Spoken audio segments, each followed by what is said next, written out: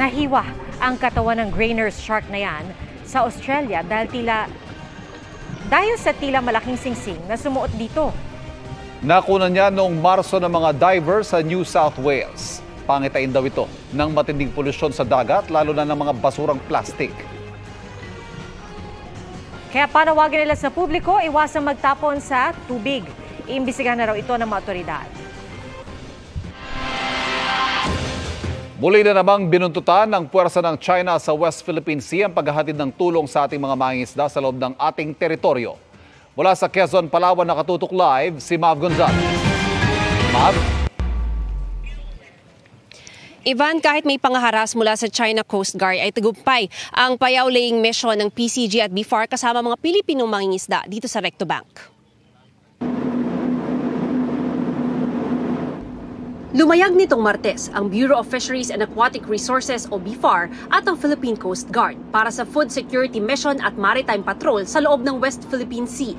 Misyon nilang magpatrolya sa Recto Bank o Reed Bank para maglagay ng payaw kasama ang mga mangingisda at makita ang sitwasyon sa lugar. 25 Filipino fishing boats na benepisyaryo ng payaw o fish aggregating device ang sinundo namin sa Quezon, Palawan mula Buliluyan Port. 15 oras ang karaniwang biyahe pero inabot ng 1.5 araw dahil kinailangang alalayan ang mga kasabay naming maliliit na bangka. Miyerkules, April 3, nag-radio challenge sa BRP Lapu-Lapu ang Navy warship ng China. Pero diretso ang misyon at wala na ring nagawa ang China. Madaling araw ng Huwebes, April 4, malapit sa Iroquois o Rizal Reef, sumalubong ang barko ng China Coast Guard. Pagsikat ng araw, 2 ng China Coast Guard vessel ang sumunod sa BRP Lapu-Lapu. Pagdating sa Rizal Reef na nasa timog ng Recto Bank, nagsagutan na ng radio challenge. This is Philippine Coast Guard vessel BRP Cabra MRRV 4409. Ilocos Reef is 141 nautical miles from mainland Palawan, Philippines. A traditional fishing ground from Filipinos fishermen and part of Philippine Exclusive Economic Zone and Continental Shelf. You are state party to UNCLOS. Stay clear from our passage in accordance with the collision regulations. Over. Philippine vessel 4409. This is China Coast Guard vessel 21556. Your vessel has entered the sea area under the jurisdiction of the People's Republic of China. China has indisputable sovereignty over the islands in the South China Sea under the... Itong Recto Bank ay isa dun sa mga pinaka-well-guarded daw ng Chinese vessels dahil pinaniniwalaan na merong gas deposits dito. Yung isa dun sa mga Chinese vessels na bumubuntot sa atin kanina, ayun na, nalapitan na yung maliliit na Filipino fishing vessels, yung mga mangingisda natin. Hindi nagpatinag ang PCG at BFAR, kaya pinagitnaan ng 2 dambuhalang barko ng China Coast Guard ang mga mangingisdang Pilipino. Walang ginawa ang China Coast Guard kundi sundan ang maliliit na bangka ng mga mangingisda, pero tuloy ang paglagay ng mga payaw.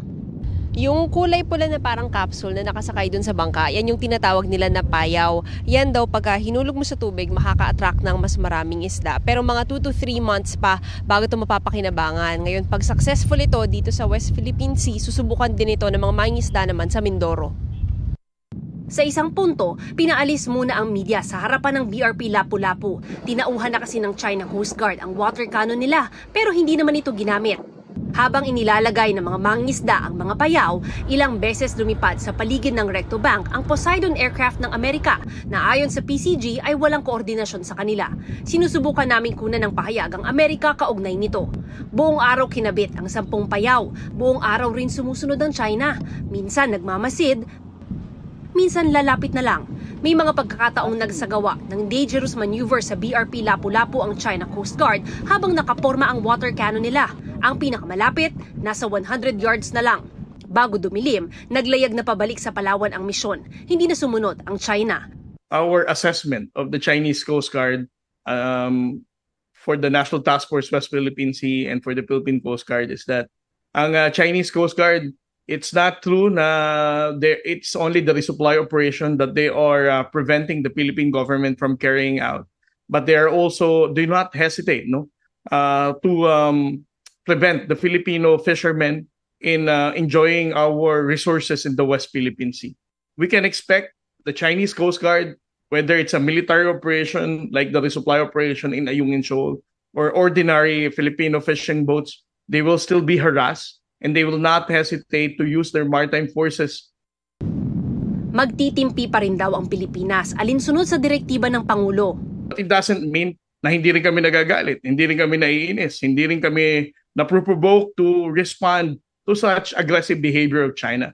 The same sentiment of ordinary Filipino fishermen, of ordinary Filipino people, ang nararamdaman din ng Coast Guard at ng Armed Forces of the Philippines. But again, the guidance of the President is very clear. We don't need to escalate the tension.